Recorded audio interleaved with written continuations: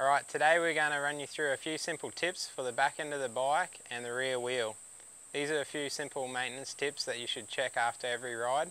Alright, the tools you'll need for this job: tyre gauge, 10mm, 12mm, and a spoke spanner, which basically everyone gets with a brand new bike.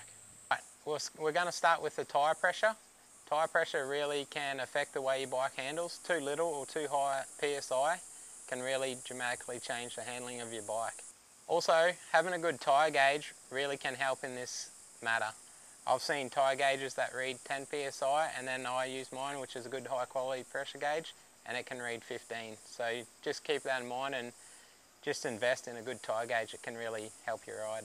Also, once you've finished your tyre pressure, grab your spanner and just double check that your rim lock is tight.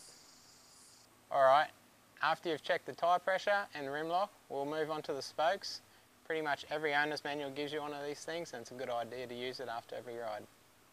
So standing at the back of your bike, I always choose the spoke just below the rim lock and start going around. So put your spoke spanner on and push down on the right hand side on each spoke. Tighten evenly until you've done a full lap around the wheel. It's good to keep your spokes nice and firm, but not over tightened.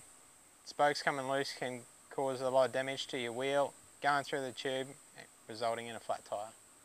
And the sprocket bolts is a very important part of the job. Sprocket bolts coming loose can cause a lot of problems. One being the hub hole being warped, and the sprocket itself can be snapped. Alright, the final part to checking your rear wheel and back end of the bike, obviously making sure your rear axle nut is tight and the axle adjusters haven't become loose. Having a rear axle adjuster come loose can cause the wheel to go sideways and the chain to derail and cause damage yet again.